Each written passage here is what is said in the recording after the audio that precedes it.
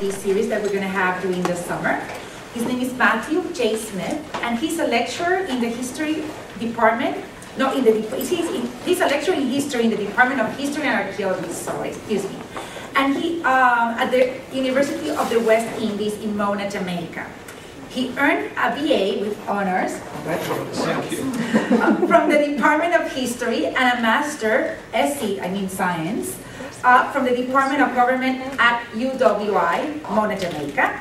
Dr. Smith completed his doctoral studies in Latin American history with a minor in modern U.S. history at the University of Florida. And there's some U.S. people here. I heard, yeah. Yes. Yes. His main area of research is in Haitian politics and society after the U.S. occupation 1915-1934 and Haitian migration to Jamaica in the 19th and early 20th century. He has published several articles and book chapters on various aspects of Haitian history and politics, and more recently a book, Red and Black in Haiti, Radicalism, Conflict and Political Change, 1934-1957. If I'm not wrong, it's right here. If you're interested, yes, you can purchase it, yes. He has been the recipient of a Fulbright Scholarship for grad studies at the University of Florida, an Andrew Mellon Visitor Professorship at the Center for Latin American and Caribbean Studies, Duke University, and a Dubois Mandela Rodney Postdoctoral Fellowship at the Center for Afro-American and African Studies, University of Michigan, Ann Arbor. At UWI, he teaches undergraduate courses on Haitian history and U.S. history. Dr. Smith is a board member of the Haitian Studies Association. And before I welcome you formally, please, Brooke Woolbridge asked me if you could please sign up this sheet so we can have on record that you came to our event. And it's my pleasure now to introduce Dr. Smith, and he will be talking about politics and resistance in 20th century Haiti. Welcome, Dr. Smith. Thank you.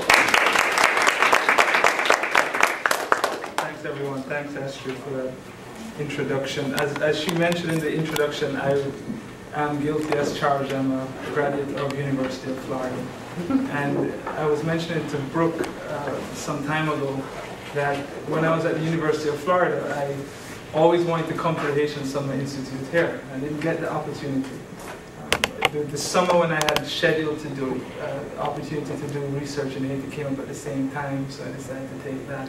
So, you know, these things happen in weird and wondrous ways. I'm glad to actually be participating in some indirect fashion in the Haitian Summer Institute and actually to see what this campus looks like, because at the time I was really looking forward to coming to FIA and seeing it. I've been very happy to be here and to be part of this, and I'd like to thank DLOC, especially Brooke and Chantal Verna, colleague and friend, for encouraging my participation here and extending an invitation to come here and speak this afternoon, as well as tomorrow evening on some of the work I've been doing on Haiti for several years now.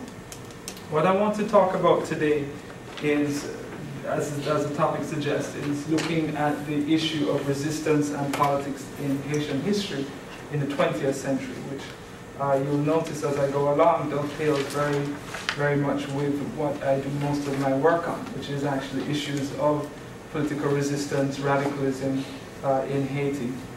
And I want to do that in a kind of fashion that's more informal, kind of giving you an overview, so to speak, of Haitian history during this period, and moving from that overview into Q&A, where we can perhaps talk about some of the specifics of it in greater detail.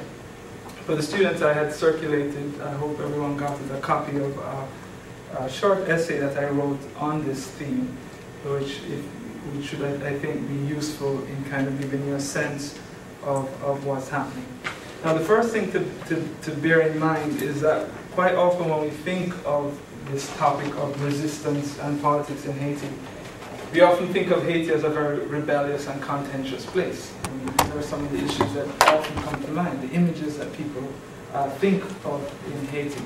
when I teach my course on Haiti in Jamaica, that's one of the things the students first say. Well, I mean, they're always having a revolution, they're always having a coup over there. And that cuts both ways. In some ways it makes it very interesting to study, but for some other ways it makes it seem confusing for others. How do you begin to kind of pull apart these knots in Haiti's history to look at these moments and look at these, this issue of politics and this issue of resistance and how it functions in Haiti.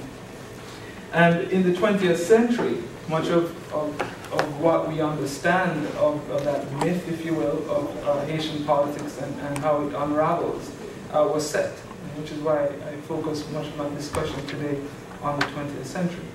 By way of overview, in the 19th century, after the revolution in Haiti, there was a long period of trying to figure out what direction the country should go in. And that led to several different roads and a lot of confusion in terms of the political situation.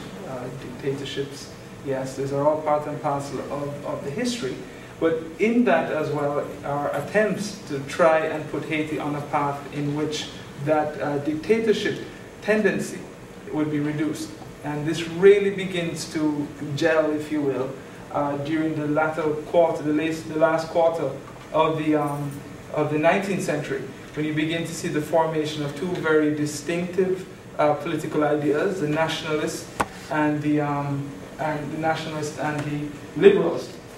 And each of them had different visions of who should rule Haiti. And one of the things to bear in mind is during this point in time, in particular, much of this political discussion is taking place among a more political elite class. The majority of the population of Haiti would have been left out of these debates in terms of rule and in terms of political participation. This drags on through much of the 19th century, the late 19th century, into the early part of the 20th century. So by the time we get to the turn of the century, Haiti had by then gone through a period of political friction between nationals and liberals that began to fray.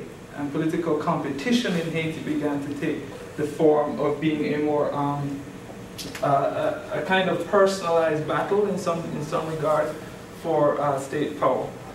In 1902, the president of Haiti was Noah Alexis, who had been a general and also participated in several of the revolutionary upheavals from the 1860s actually onward, and he would be the president of Haiti until 1908. It's cut off there on the screen.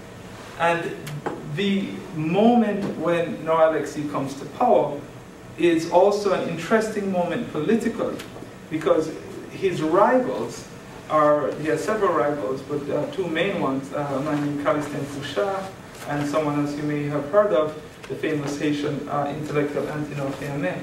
And his rivals are really trying to create, trying to fight against him to not only establish themselves in power, but as in the case of Fiamet, to try and break a kind of cycle of military leadership in Haiti and to try and bring in more civilian rule in Haiti during this period. So we have a really kind of volatile situation that grows out of the 19th century context, which I just described, in which the competitors for state power and state control are people who on the one hand, tend to be militaristic men. These are people who are controlling large numbers of armies, ragtag armies in many instances, because it wasn't really a formalized institution at that point in time. But there are also people who have different ideas. Now, the one unifying idea that we find among a lot of Haiti's leaders during this period is to preserve independence. To try and ensure that encroaching foreign interests could be kept in check. And this is a difficult thing to do, especially in a country where you still had all of these problems of internal class problems, regional problems still very much present, and also a need to resuscitate the Haitian economy, which had been a hangover from the 19th century after the revolution. How do you keep that stabilized? And the context for it was also quite interesting, because by this point in time, the United States was extending itself into the Caribbean region as well as Latin America to exert greater economic and political control in the region. So the Haitian leaders at this point in time, and the would-be leaders, were really unified on an idea of somehow fighting these internal battles, right, for state power, for control, etc., but also trying to keep foreign interests out from controlling the Haitian state and manipulating it. Now, when Alexis is overthrown in 1908 by several factors lead to his overthrow, the rivals I mentioned to you before, Fouchard and Fermé, had a following in Haiti that came together to overthrow the president in December 1908, is when he leaves Haiti. Then the country goes through a period of great competition that increases dramatically during this period. In fact, it will last until 1915. What happens then is a series of different presidents. These are the presidents that emerged after Alexis' overthrow. And these presidents all are again caught up in that dynamic of competition for state power, right? While that's happening on that one side in terms of internal politics, internationally or regionally, the United States is becoming more and more interested and more extensive in its attempts to enter Haitian politics. And this has been going on for quite some time, U.S. interest in Haiti, but it begins to develop more rapidly by this period. And that turmoil in Haiti, that fractious situation that takes place during the battle for state power, leads to, it's getting ahead of me a little bit, leads to eventually the United States occupation of Haiti in 1915. Right? The last of those presidents was Guillaume Sam, who was murdered in 1915, and his murder presented an opportunity for the United States to move into Haiti and to occupy Haiti. And it wasn't only the United States that had interest in Haiti. Germany, Great Britain, and France also had interest in Haiti at that point in time, but none were as strong as the United States in the years leading up to 1915.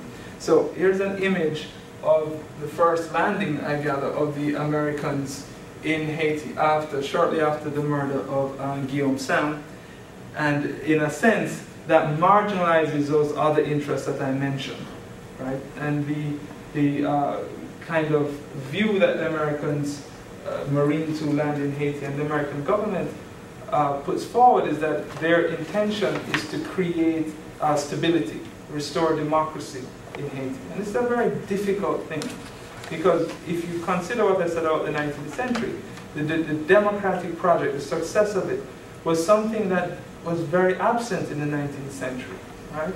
It was really, as I said, a competition among different elite groups, and that goes into the period up to 1950. So the idea of democracy and introducing it at that point in time was very difficult idea for Haitians to accept, and it's something that they were quite unfamiliar with during that period. Now, the U.S. arrival in Haiti did not come without some resistance. Right? Resistance has been going on throughout this period from the 19th century. As I mentioned, it heightened in the period just before the U.S. occupation. And so many of the people who were supporting different leaders during the period of the late the last 2 years or so before the occupation were incensed by what the occupation meant, right? Remember what I said, this idea of independence being preserved, this idea of a rule that even if it was seemed foreign and anti-democratic to people on the outside, to the Haitian leaders and politicians, they were saying that this is how we're going through our process of rule. There's a book written by a Haitian diplomat, legitime, which was in a sense defending around this time, a little earlier than 1915, but around this pre-occupation period, that was defending this tradition or this history in Haiti by saying, look, other countries are saying we're barbaric because of the way in which our politics occurs, but look how 100 years of independence in the grand scheme of world history, we're still developing, and look at all the obstacles we've had to face. Right? There's a great degree of international isolation to a certain extent on certain levels, but not all levels, in Haiti during this period. So there was a lot that Haiti was battling with. So when the occupation arrives, many of these groups and leaders are interpreting it as a denial in some ways of their independence and as a kind of rejection of what was happening at that point in time, that they figured that in time they would eventually lead the country in the way they felt the country should be led. This leads to a resistance movement that emerges against the Marines, and it becomes a kind of defining resistance movement during the occupation and afterwards, which is known as the Kako. All over the place here. The Kako insurgency. And the Kakos were essentially supporters of various political candidates at different moments in Haitian history. The Kakos, it's a really interesting history because the Kakos actually date from the 19th century, but they become prominent very much more so in the early first decade of the 20th century. And they begin to rally around one particular figure, a man by the name of Rosalvo Bobo. I put the name here on the board because I don't have a slide for him. Dr. Rosalvo Bobo.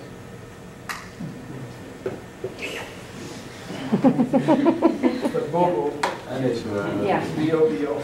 And what they are arguing essentially is that Bobo, thank you, is that Bobo is their candidate for president. Right? When there is an attempt to have a presidential election after the murder rather of Guillaume Sam, they're putting forward their candidate Bobo. Now Bobo is like many figures in Haitian history, someone we know not too much about, but he definitely by this period had some popular support. The fact that he doesn't become president, and the man who becomes president instead is Dati Nav, I have a photograph there, leads the Kakos to rebel even greater during this period, right, against the occupation. And that Kako rebellion goes on until 1919. In 1919, that's the second president. In 1919, the Kako leader by the name of Charlemagne Peral is murdered. He becomes a martyr in some ways to the Kako cause, and later on, a symbol of Haitian resistance to this day. Aristide has often, when he was president, would talk about Peral and this idea of Peraltism as a reference to this rebellious streak. When he was murdered by the Americans, he was placed on a door in that image that you see there on the left.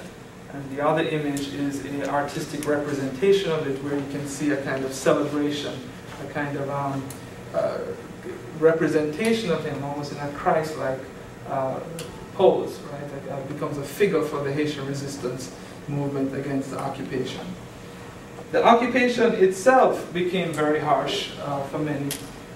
The Kakos suffered the greatest because they were seen as the most rebellious of the groups, and that was armed resistance against the Marines.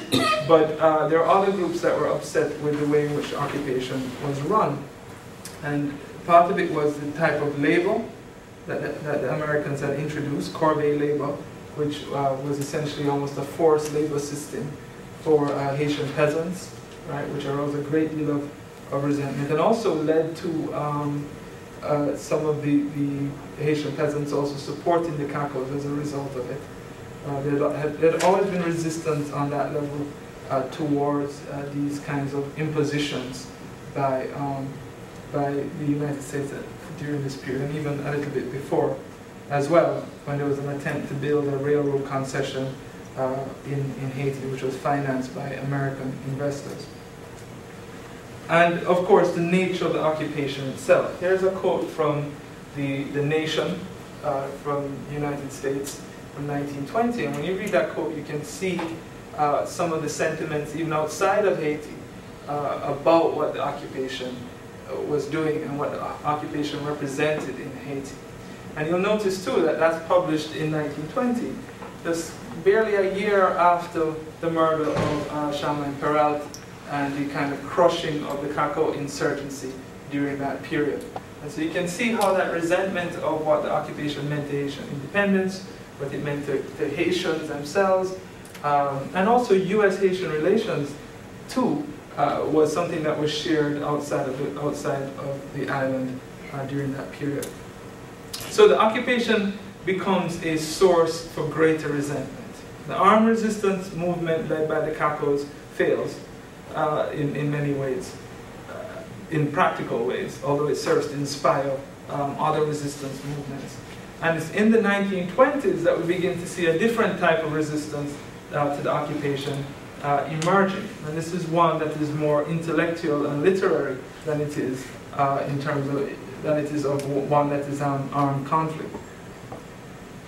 During this period, you begin to see the rise of what became known as indigenous movements in Haiti. This is a very important moment. This intellectual resistance in Haiti was one that sought to correct some of the imbalances or problems in the intellectual movements of late 19th and early 20th century Haiti. Haitian intellectuals had often taken pride in the country's independence. They celebrated it. Firmin, who I mentioned before, wrote a remarkable book called Equality of the Human Races, as well as other writings he did, where they're arguing for racial equality. But in that argument, in that thesis, for recognition of Haiti's role as important in black freedom and black equality, was also a kind of ignoring, if you will, of the culture of Haiti. There was a way in which the folk culture of Haiti was not incorporated into this idea of what Haitian nationalism represented and Haiti's role was. This changes in the 1920s. And again, here you begin to see not just events unfolding in Haiti that have an impact on resistance, but events elsewhere, right? I mean, there's often this notion of Haiti as being isolated, and that, you know, one of the old myths was that the United States brought Haiti into in 1915 into this bigger world and took Haiti out of the 19th century. But Haiti had always been connected to movements elsewhere. Haiti had always been influenced by things elsewhere, and influenced as well movements elsewhere. So a lot of what we see happening in the intellectual universe in Haiti are things that are very much shaped by intellectual movements elsewhere.